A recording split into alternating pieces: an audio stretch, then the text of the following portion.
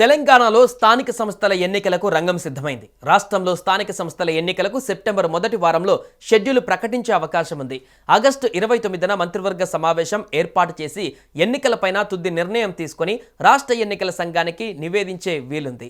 ఇక ఈ నిర్ణయం ఆధారంగా ఎన్నికల సంఘం సెప్టెంబర్ తొలి వారంలో నోటిఫికేషన్ ఇచ్చి నెలాఖరులోగా ఎన్నికల ప్రక్రియ పూర్తి చేసే అవకాశం ఉన్నట్లు సమాచారం. కాంగ్రెస్ పిఎసి సమావేశం దాదాపు 3.5 గంటల పాటు సాగింది.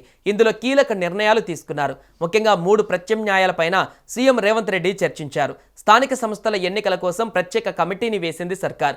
ఈ కమిటీలో సభ్యులుగా మంత్రులు బట్టి విక్రమార్క, సీతక్క, పొన్నం ప్రభాకర్ గౌడ్, ఉత్తమ్ కుమార్ రెడ్డి ఉన్నారు. ఇక ఈ నెల 26వ తేదీలోపు ఈ కమిటీ నివేదిక ఇవ్వాలని సీఎం రేవంత్ రెడ్డి ఆదేశించారు. కమిటీ ఇచ్చిన నివేదిక పైన ఈ నెల 29న కేబినెట్ సమావేశం నిర్వహించి కీలక నిర్ణయం తీసుకోనున్నారు.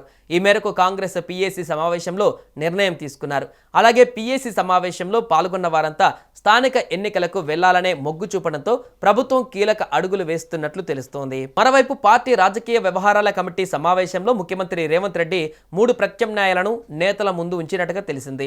బిల్లుకు, ఆర్డినెన్స్ కు ఆమోదం లభించే అవకాశం కనిపించనందున కాంగ్రెస్ పార్టీ తరపున బీసీలకు 42% సీట్లు కేటాయించి ఎన్నికలకు వెళ్లడం, రిజర్వేషన్లు కల్పిస్తూ జీవో ఇచ్చి ఎన్నికలకు వెళ్లడం, లేదా కేంద్రంలో కాంగ్రెస్ ప్రభుత్వం వచ్చే వరకు ఎన్నికల నిర్వహించకుండా వాయిదా వేయడం అనే ప్రతిపాదనలు కమిటీ ముందు ఉంచారు. దీనిపై జీవో ఇస్తే ఎవరు కోర్టుకు వెళ్లినా కూడా ఆగిపోయే అవకాశం ఉందని, కేంద్రంలో కాంగ్రెస్ ప్రభుత్వం ఏర్పడే వరకు ఆగాలంటే స్థానిక సంస్థలకు నిధుల సమస్య, పాలక వర్గాలు లేకపోవడం వల్ల ఇబ్బందులు ఉంటాయని చెప్పినట్లుగా సమాచారం.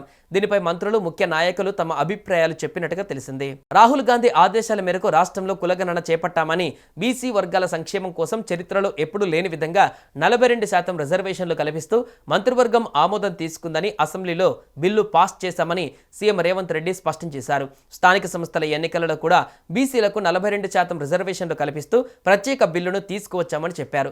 అయితే గతంలో కేసీఆర్ ప్రభుత్వం 50% కంటే ఎక్కువ రిజర్వేషన్లు ఉండకూడదని చట్టం తెచ్చిందని, ఇది బీసీలకు పెద్ద అడ్డంకిగా మారిందని రేవంత్ రెడ్డి విమర్శించారు. ఈ అడ్డంకిని తొలగించేందుకు ఆర్డినెన్స్ తెచ్చి గవర్నర్ ద్వారా కేంద్రానికి పంపించామని, రాష్ట్రపతి ఆమోదం వచ్చిన తర్వాత బీసీలకు పూర్తి స్థాయిలో రిజర్వేషన్లు అందుతాయని హామీ ఇచ్చారు.